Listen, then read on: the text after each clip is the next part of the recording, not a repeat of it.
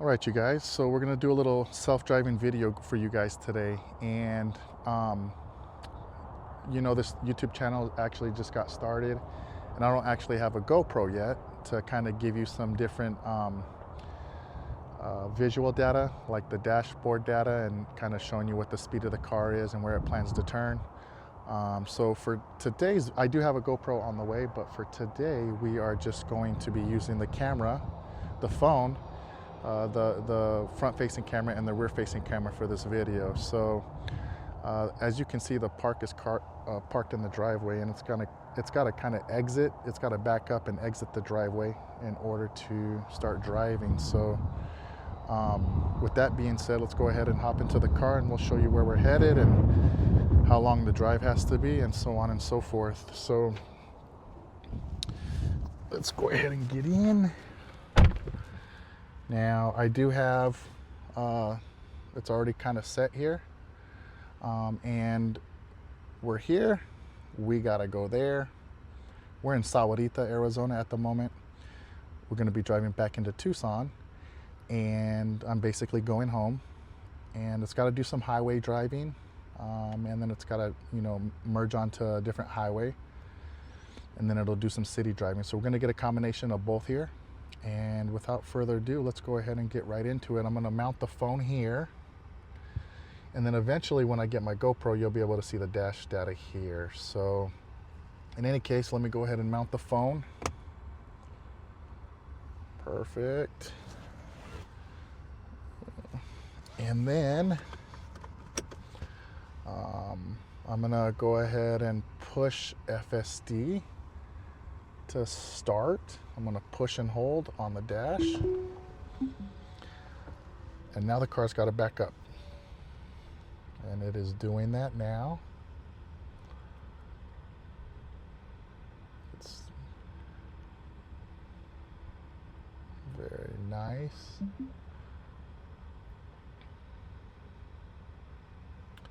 And now it's got to turn the wheel to exit the driveway. Hopefully it clears everything. Yep. All right, so it exited the driveway pretty good, and now we're on our way. It's gonna make a left here, drive down through this neighborhood, get onto the main city road, and then eventually get onto Interstate 19. So I'm kind of excited to start doing these full self-driving videos for you guys. I'm going to kind of keep my hands here so you guys can see that I'm not driving the car. I will eventually have a GoPro mounted to the glass roof and kind of be able to give you guys navigation and instrument cluster data. But for today, we're just kind of anxious to kind of get one up. So can probably hear the blinker blinking there to make the right, and the speed limit is 30 miles per hour on this particular neighborhood road here. Beautiful. I'm gonna see if I can zoom. Yep, just a smidget so you guys can see more of the road and not so much the dash of the car. So I was able to zoom in there. And for all intents and purposes, even in its older iterations, the car did a fantastic job of like staying in a lane. And so some of that stuff will kind of be a little bit like there'll be a moment on the interstate where I'm gonna kind of just speed up the video in post so that you guys, I don't bore you with just straight highway driving, because this is going to be about a 34-minute drive here. So you can kind of see the wheel turning in the front-facing camera. You'll catch glimpses of the wheel turning. Eventually we'll have a GoPro mounted. You'll be able to see the wheel do the turning on its own and instrument cluster data. And it'll be a little bit more pleasant viewing experience. But for now, we're just using the phone. The microphone company Rode, they actually have this video app that allows you to use both cameras, and I thought that was pretty neat. I said, why not use that for putting up some content until we can get our other cameras that we need to provide a better viewing experience. Beautiful. You can probably hear the blinker turning or chiming there. Got about 3 or 4 cars in front of us. But yeah, self-driving is really, really, really good right now. We are on version 13.2.7. And yeah, it's been really good lately, you guys. I've been incredibly impressed with it. So much so that I figured why not share some of the experience, because I don't think there's any YouTubers in Tucson, Arizona that's really putting up full self-driving content. So as you can see here, we're about to get on I-19 to take us back into Tucson. So once we get on the freeway and we're doing a straight shot, I will kind of just speed the video up a little bit, and then I'll slow it back down for more important kind of engagements and viewing. I think the big thing is turns, right? Like, I don't think it's going to happen on this particular route, but this car is capable of making U-turns now on its own, and it did not used to be able to do that in past iterations of the software. So now it's merging here. Beautiful merge, no problem there. It used to do that pretty well previously. Big old chunk of tire in the road there. Uh-oh, I gotta take over because of that strip in the road. I had to avoid that, so I took over there. I just didn't want that thing to slap underneath the car a whole bunch. I'm gonna go ahead and put it back into self-driving. You'll hear the chime. Beautiful, there it is. Now the car's driving again. So there was a tire blowout back there, and it looked like the tire knocked off some of the protective fender well that is in the fender, and that was kind of laying in the middle of the lane. I didn't want to hit it head on. I decided to take over in that particular moment and avoid it. I still hit it just a little bit, but the lane was clear enough on the left side, and so I kind of just swerved out of the way a little bit. It's not really a recommended thing to do, honestly, unless you can really see it from a really, really good distance. You should probably typically just kind of like let that stuff hit the undercarriage of the car.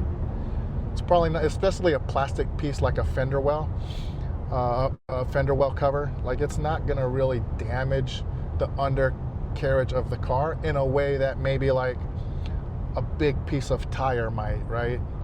Like, that rubber's quite strong, and it could knock a muffler loose on a car. So there's a little more risk with that. I just felt the need to take over in that particular moment. So in any case, the speed limit is 75 on this interstate. The car is doing 77, 78, so a couple of miles over the speed limit. The car, FSD is also set to standard at the moment. It's not set to hurry. So, and yeah, that's kind of where we are. We're in the fast lane now. It's kind of hard to see with the camera. You're probably not going to really be able to see cars behind me, but the car will get over. If there's a car traveling down in the left lane at a faster speed and it really closes the gap on me, the car will get over and change lanes, which is a really natural characteristic of human driving, and it's also a lawful act as well, right? You're supposed to kind of, you know, faster cars are supposed to travel in the left lane and not the right lane. So beautiful. We're gonna let the car drive. I'm gonna cut back on some of the commentating here, and we'll speed this part up in post. But before we do that, we do have coffee in the title of this video, so it wouldn't be a drive if we didn't have a coffee handy. There's nothing more satisfying to me than having a coffee on a little bit of on a more regular road trip, I would say, right? This is just a little bit more of a commute to go visit my sister. So in any case, the car so far is doing really, really well. I have no complaints other than the fact that I had to take over back there to avoid the car hitting some debris in the road.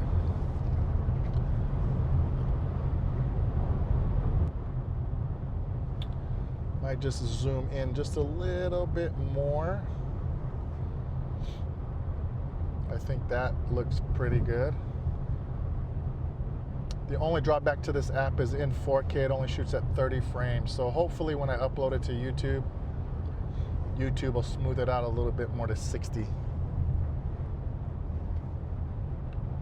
But we're totally hands-free still. And the really nice thing too, also, the biggest reason why I am kind of using the full self-driving software a little bit more now is because I don't have to touch the wheel the way that I had to do in the past with past iterations. So you can even wear sunglasses now without having to touch the wheel. So it appears Tesla's confidence in the software continues to grow.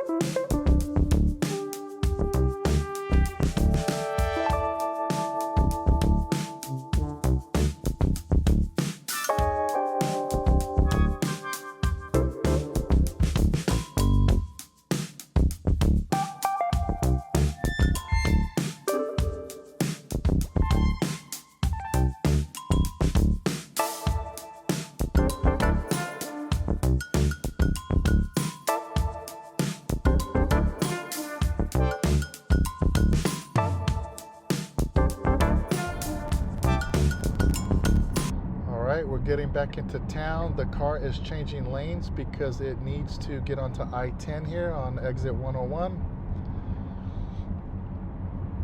So it is in the correct lane in order to merge onto that interstate.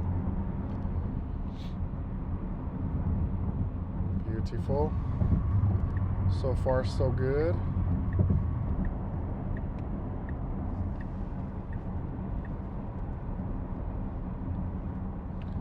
Exiting 101 feels very natural. It's not taking this curved exit too fast or too slow. It feels pretty natural.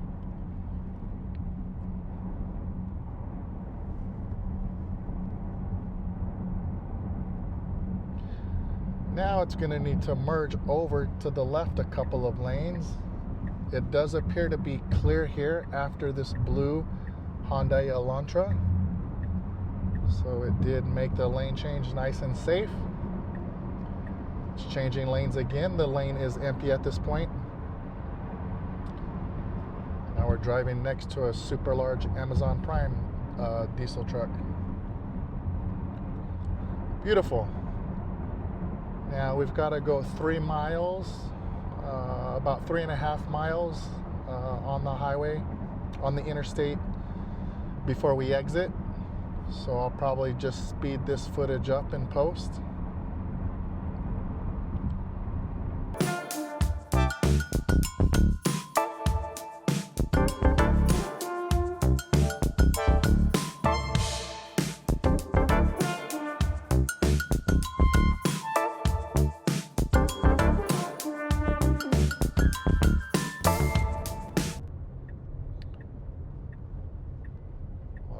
So it's getting over into the right lane because it has to exit the interstate here in about a half a mile.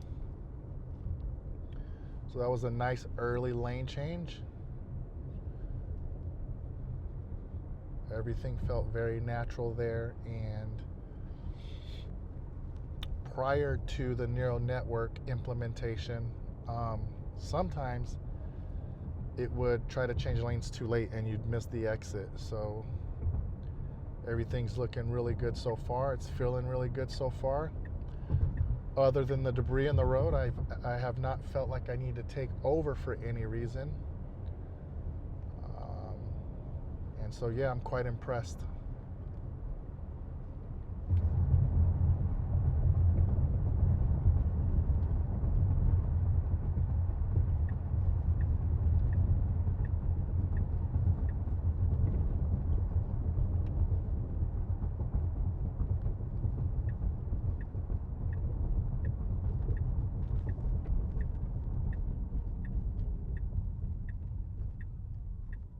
Very nice.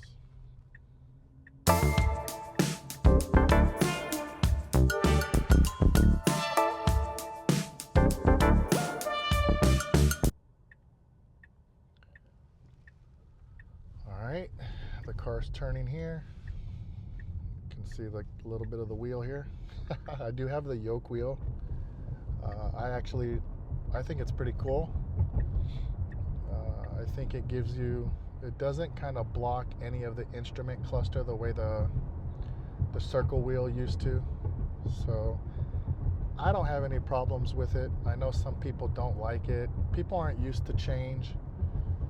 You know, a lot of people are throwing a fit that, you know, they removed the stalks and whatnot. I mean, honestly, the blinkers on the wheel, it's quite practical, actually. You don't even have to take your hand off the wheel in order to put a blinker on, right? So the more you can keep your hands on the wheel, typically the safer you are, the more control you have over the car. So I don't have any problem with change. I like innovation. I like technology, and so yeah, it's not an issue for me that they made these changes. I kind of like them, actually.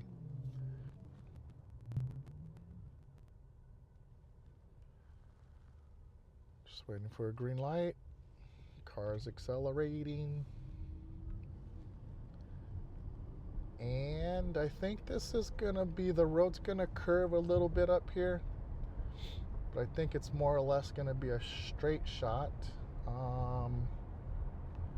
for another 5 miles or so. So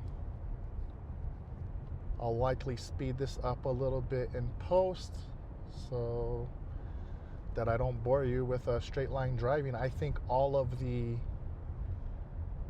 cooler stuff happens when the car has to, you know, make these turns and it has to jump, you know, cut through two-way traffic to, you know, follow a particular route. So anywho,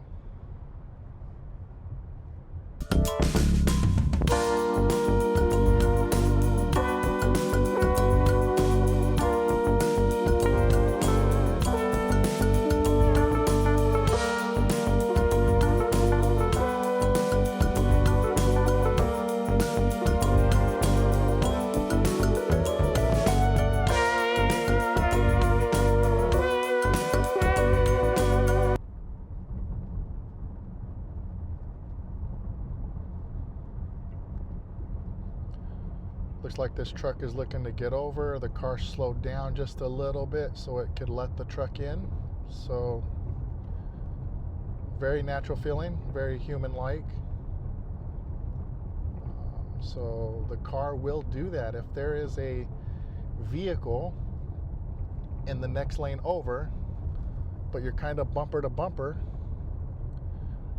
as long as the front-facing camera can see that the car has their blinker turned on to actually merge over, it will actually slow down and let the car in. So that's cool. We don't want a road raging bot driving the car, right? All we need is, you know, someone else to scream at the car and scream that they hate Tesla. And Tesla's not in good favor these days.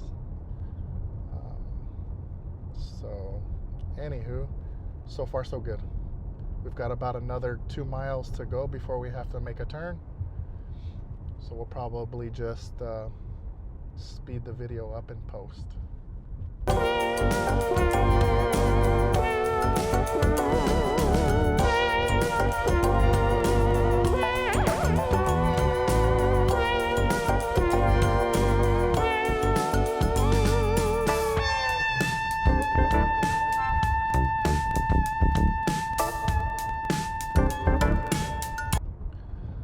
Alright, so in about a half a mile right here, the car's gonna have to turn right at the light. It's already in the correct lane in order to make that turn. And then about 3/10 of a mile up, it's gonna turn left into my neighborhood. And we're gonna see if it pulls into the driveway and parks itself or not. It has been doing that lately, but it's been 50-50. So it either pulls into the driveway and parks, or it pulls off like to the curb in front of the house to the right, like it's coming down the road like this, and it either turns in and parks into the driveway, or it pulls off to the side of the road in front of the houses. So I'm not sure why it's doing that, but when it does pull itself into the driveway and park itself, it's pretty cool. So we'll see what it does here. We've got a red light at the moment. Oh, actually it's green now, so the cars are starting to move. And we'll see. This actually used to actually have a lot of problems in this particular intersection with the old code. So ever since this neural network, man, everything's been really buttery smooth here. Beautiful. It's got to change lanes. We've got to get all the way over. Beautiful. Excellent execution. Very natural.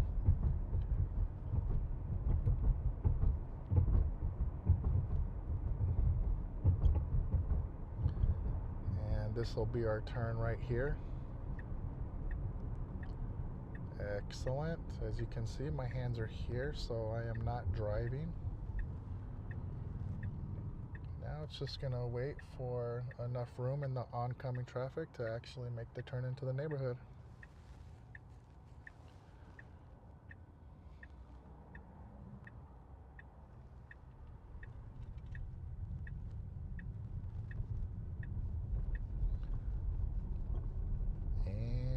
We're just about home. Let's see if it pulls into the driveway or not. That's really where they're going to determine whether or not it's a success. Nope. So it's pulling off to the side of the road here. Yep. So it did not pull into the driveway. And I'll just show you just for... Oh, it turned itself off too. So right there's the house and the driveway. So I have to take over and finish parking the car in the driveway. Hopefully the next time I do this, it'll pull itself into the driveway.